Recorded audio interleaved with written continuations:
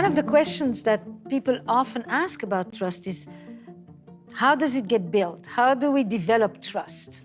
What do you need to feel trusting? When have you felt trust?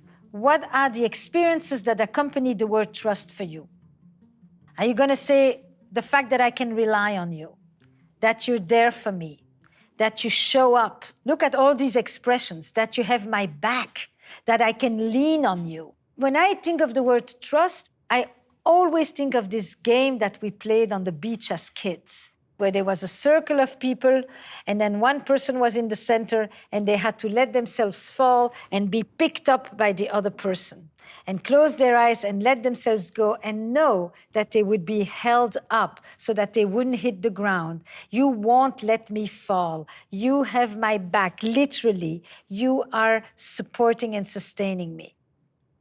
What is it for you? Trust is one of these concepts that suffers from a definitional vagueness. We all know when we feel it, and we all know when we don't. But what is it? Is it a feeling? Is it a condition?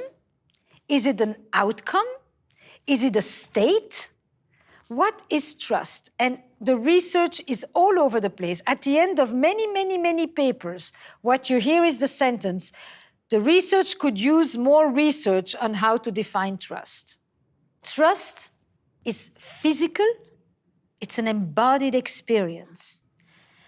It's emotional, it's mental, and for many people, it's also spiritual.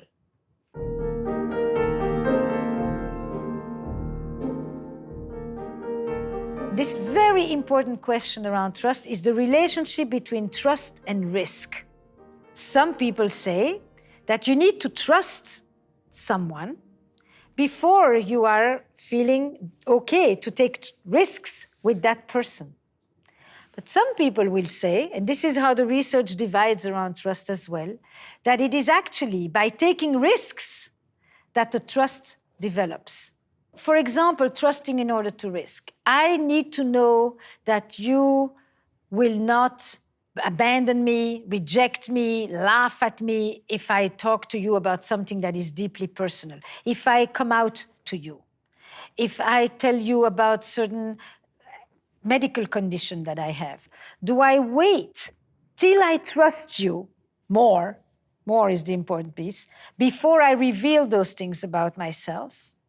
Or is it the very act of revealing these things about myself to you and your response to me that will be the actual developing of the trust in the moment? Rachel Botsman, who studied trust, has a beautiful line where she says, trust is a confident engagement with the unknown. If you need to know, you're not trusting. Trust in itself is a leap of faith. So do you need to have trust first to then take risks? Or is it the act of engaging with risk that actually builds the trust? I'm going to put the question forward to you, not to answer it, but to actually reflect, think, and discuss with those people that are close to you about it.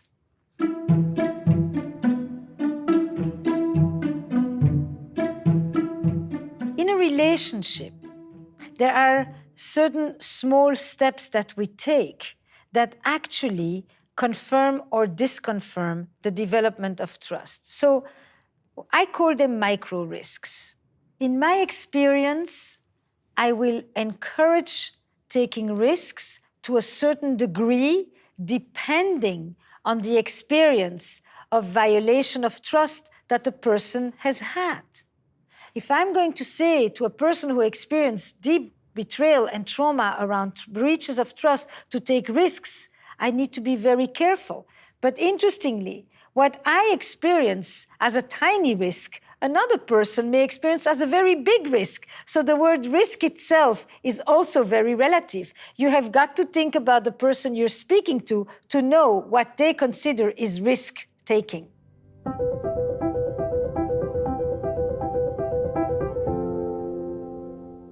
A micro risk may be that I say something about me that I have not shared with you before. A micro risk may be that I say something about you that I have not shared before. A micro risk for some people may be the challenge of saying no, or the challenge of asking for something, which I typically don't do, or the challenge of saying yes to something that I want and make it very clear, which is something I typically don't do. It's not the specific thing, it's the fact that it's the thing that I don't usually do. And that is the risk. I put that forward. And your response to it, trust is really, it's an experience that is built through mutuality and reciprocity. It's not just that a fact that I revealed it to you. It's how you responded to it that says, it's okay. I'm here. I'm not going anywhere. You can do this. I actually appreciate it. Do it again. That kind of messaging that you can say with words or just convey with your eyes says to the other person, you're on safe territory. The more risks you take, the safer you will feel. The safer you feel, the more risks you will take.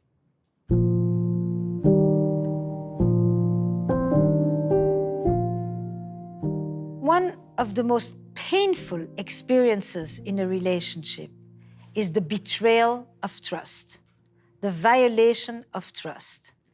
It has such shattering consequences. It breaks the entire worldview of a person.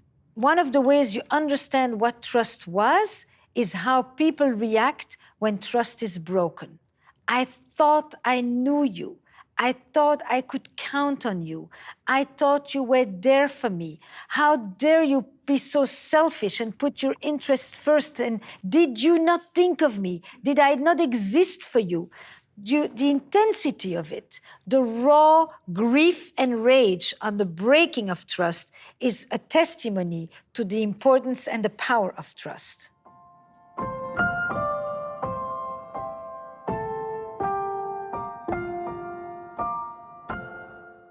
What are some of the typical situations of breaches of trust? You lied to me. You told me you would be there and you were not. You abandoned me. I thought you would show up for me and you were not. You used the money that we made together and you spent it on yourself. You were supposed to protect me and you were nowhere to be found. You were supposed to prevent danger from hitting me and you were not able to. All these situations are betrayals of trust. And the question is always asked, can you repair trust that is broken? Ruptures exist in relationships all the time. What helps the most is to really ground ourselves in reality. Who am I now? Who is here now?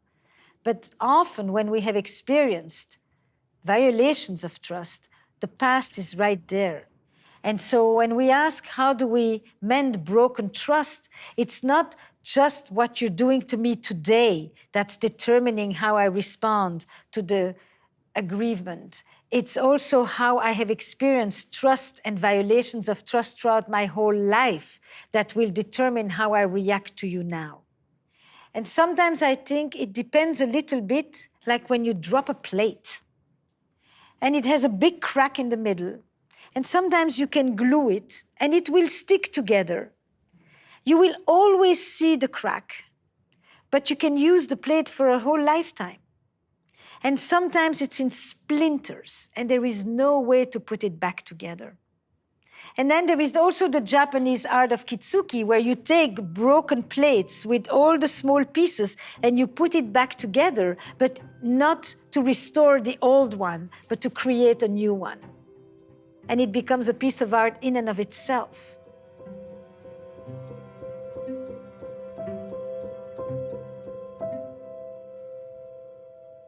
In my opinion, the first time when you trust, you are unguarded sometimes and you are a little bit more blind about it. The second time when you trust with a little bit more of what we call a secondary naivete. You use the plate, but you're just slightly more careful with that plate because you know that it has a crack in the middle.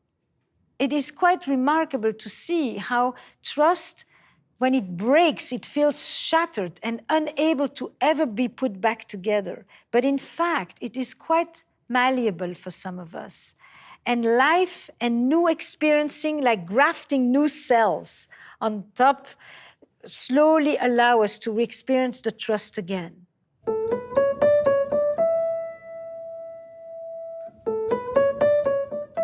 My first question to you is going to be this. On the spectrum between trust and risk, do you see yourself as someone who needs to trust first? Or do you see yourself more as someone who is more quick at taking risks? Take a moment to pause and jot it down for yourself. I don't think there is a right one and a wrong one, but it's very informative to you once you know which you are.